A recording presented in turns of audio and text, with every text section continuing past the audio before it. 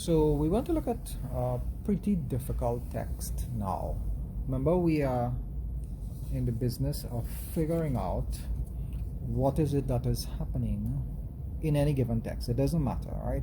Could be, in terms of your consideration for examination, the text could be comprehension, passage, and multiple choice. Since CX doesn't have those for paper 2 any longer, they're now in paper 1, or it could be the summary, right? So we are still, once it is we are reading extended prose, we're still trying to figure out what is it that is happening inside of a text. So I was looking at this interesting passage that came for English 2017 on the topic of drug testing. When I read it, I was surprised at the language level in it. So what I did was I did an analysis of it. Let me see if I can zoom in on it. So I scanned the text and I sent it to this online text analysis program, and the result is unsurprising to me. According to the Cometric site, this text that came in 2017 was actually meant to be read by children in grade 12, grade 13, somewhere around there, in the American system. That corresponds to children in our system who are about 17 or 18 years old. All right, bear in mind that this CSEC passage came for children who are on average 16 years old, right? But the readability, the text complexity of this passage suggests that it is really for children, or readers I should say, who are at least in chronological age, at least 17 or 18 years old. So look at the dimensions, the criteria that we use. Narrativity, it's only at 16%. Well, it's an informational text, so we can expect that. Syntactic complexity is 42%, which means that the syntax is disjointed. The whole thing doesn't cohere.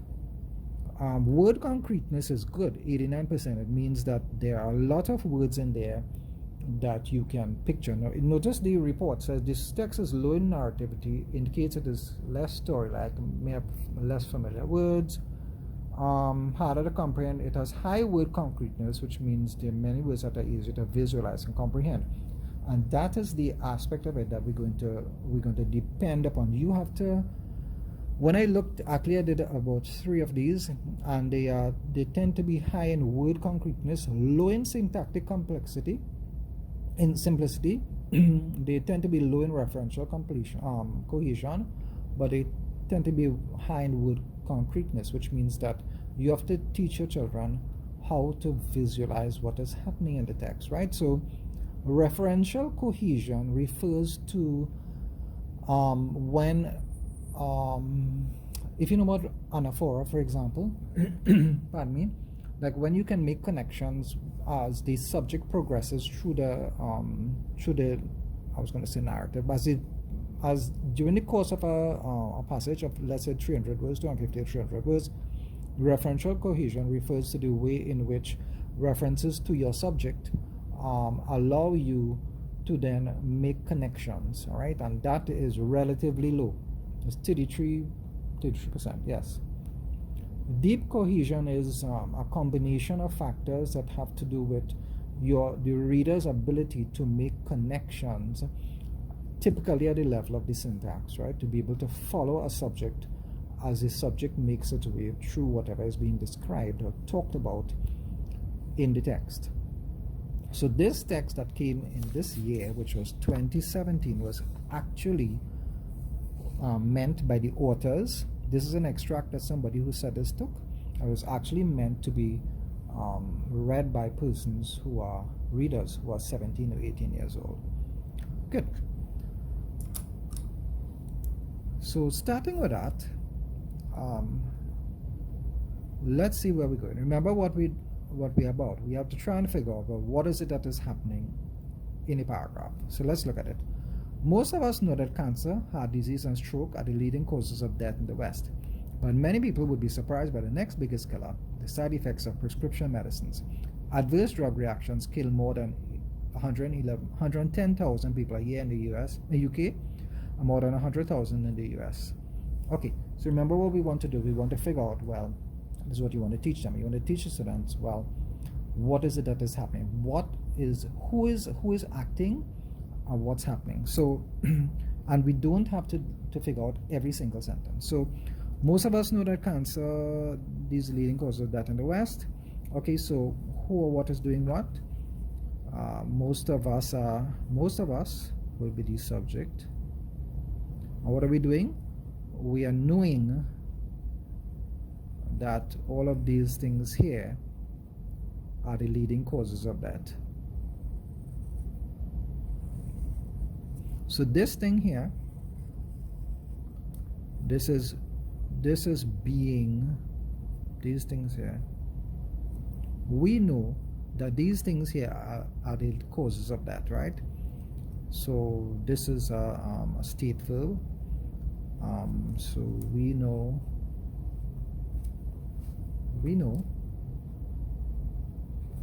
that cancer, heart disease, and stroke are caused that.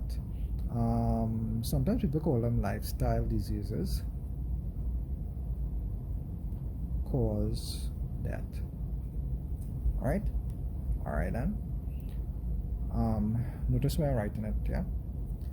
But many people would be surprised by the next biggest killer, the side effects of prescription medicine. Now, this is a very interesting sentence. Many people would be surprised who or what is doing what. Many people are being surprised. So this is my who. People who would be surprised, right? Let me go over that again. So who or what is doing what?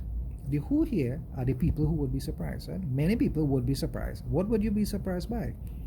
This thing here, by an action. What is the action? It says the next biggest killer, the side effects of prescription medicines. So who or what is performing an action here? Well, the action that's been performed is the action of killing. This is the action. And what is the action? Who is performing that action? Prescription medicine. The next biggest killer, well, sorry, I made a mistake there. Yeah, my error. So the next biggest killer, prescription drugs. Okay, this is the next actor here. So we have this next actor that is actually doing bad stuff. Who is this actor? Prescription drugs, right? Is described as the next biggest killer. So the next biggest killer would be prescription drugs. And what is it doing? What is it doing? Well, its side effects are killing people. So we get prescription drugs. So drugs, like a draw bottle or something like that, with a little cap. So I can get lots of little pills over here, drugs.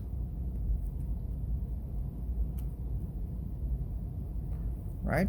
It's not just drugs that kill people, it's the side effects of drugs.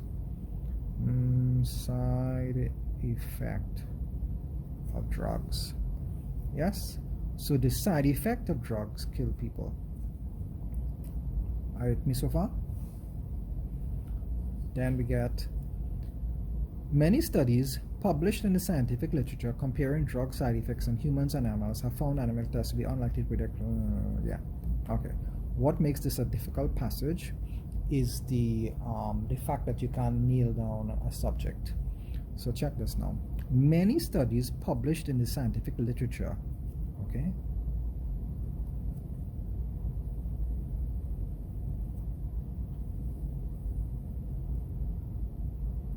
This is actually the subject. This is the what. Many studies published in the scientific literature. But if it is that we have been focusing on verbs all the time, right? And your students actually say, well, To publish is to do something. To compare is to do something. Then they would still be accurate. Because you could say that the subject is many studies, and what is happening to these studies are they've been published where in scientific literature, and what do these studies do? They compare drugs side effects in humans and animals. Okay, so if you went the route that I had showed you way earlier in the first or second video, then you could still say that the who what is doing what is that the studies were being published in science journals, and those studies compared these side effects, drug side effects, when they looked at humans and animals. Okay, so you could take that approach, or you could, if you have some readers who are a bit more proficient, you could say, well, the whole subject actually is many studies published in the science literature comparing drug side effects. That would be the whole subject is actually from here to here. That because it's a what. This whole thing is actually the subject. Yes, and this does something. It found out something, right? So studies published, but notice the passive way in which this is written. Many studies published in the scientific literature, but published by whom? We don't know. If I wanted to say, well, John or James or whoever published it, do I see that name here? No. Do I see Mary's name here? No, I don't. I don't see anybody's name. I don't see any occupation. But it says many studies published in scientific literature. So if it's published in scientific literature, who's likely to have published it? Well, obviously scientists, right? So I could have here, I have here scientists. I don't know why I'm just drawing on the side here. I'll run out of space. So I have here, oh, let me just go back here. So side effect of drugs kill people. Okay, so all these drugs are around and they kill people. So the side effects of drugs kill people. And this other piece here says that scientists, they didn't say, but they said scientific studies, and people who publish scientific studies are scientists. What did the scientists do? They published literature comparing the side effects, comparing drug side effects in humans and animals, right? Scientists published studies comparing animal and human effects. That's what they did.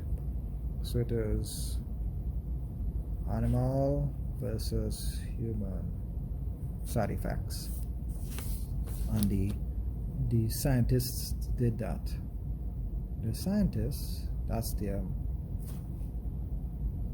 yeah, that's supposed to stand for some kind of scientific instrument. Ha. Okay, so what did they find? Notice what they did.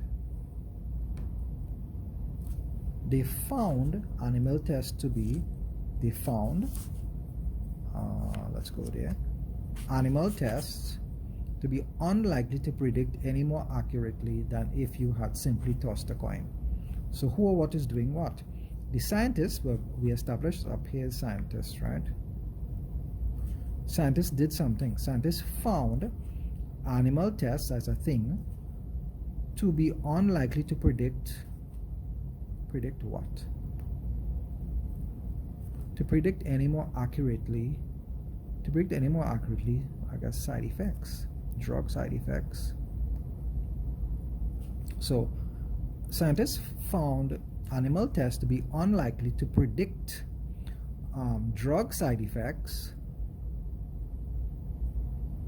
any more accurately. Now notice what you have to do with this one. So you had to figure out that when they said to be unlikely to predict any more accurately, predict what? So you had to keep in your mind that the drug side effects was way up here, see? So the scientists are the ones who did this. The scientists found something. They found that animal tests were unlikely to predict drug side effects any more accurately than if you had simply tossed a coin. All right? Good. Keep bear in mind this is a passage meant to be read by people who just completed CAPE. Okay? So the scientists, I'm going to draw that. Scientists found, what did they find? On animal tests, I seem to be able to draw these things only facing that way. I don't know why. Animal tests, right, were unlikely to predict drug side effects any more accurately. So I'm going to reduce that. They were unlikely to predict any more accurately, meaning that the tests were not very accurate, right? So I'll say scientists found animal tests were inaccurate. Do you see how I got that? They said, I'm reading this about the sixth time.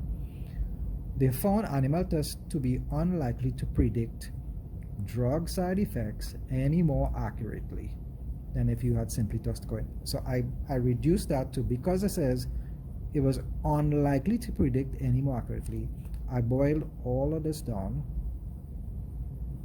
to they found animal tests to be inaccurate. Okay? One review of human-animal correlation in drugs that has been withdrawn. Notice what is happening here. We cannot find an actor.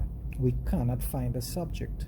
And that is why students get lots of trouble with these passages, because they're accustomed to stories, they're accustomed to narratives, and they can't locate, they can't see somebody, right? So one review of human-animal correlation in drugs. Look at this. What does that mean? If you're 16 years old, what does that mean? One review of human-animal correlation in drugs that has been withdrawn. Okay? So this is this one review of this whole thing here is the subject. The review of human-animal correlation on subjects. Found. So this thing found a review. Who does a review? A scientist, I guess. A reviewer. Found that animal tests predicted the human side effects only 6 out of 114 times. Okay? So we get here, scientists found. I'm going to assume then that the review was done by a scientist. So the scientists also found, run out of space here, people. Scientists found too that animal tests, where is it? Predicted human side effects only 6 out of 114 times. They were inaccurate, and animal tests were, well, if it's, I'm inferring, right? Only 6 out of 114 times. The animal test predicted is only 6 out of 114 times. I would say animal tests were unreliable. Okay? I'm using that word because it only worked, the test only worked in 6 out of 114 times. Hundreds of drugs used to treat strokes have been found safe and effective in animal studies and then injured or killed patients. So who or what is doing what? Well, the who or what is the hundreds of drugs used to treat strokes. Right, so this is my subject, hundreds of drugs used to treat strokes. So hundreds of drugs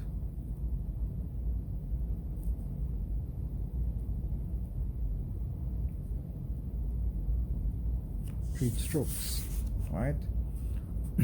Have been found, but we don't know who did it. So people found that, right? But they injured or killed patients. What did they do? Drugs used to treat strokes did something. What did they do? They injured or killed patients. Killed and injured people. Alright, I need to stop now because this is running really low, and I'll start back another video just now.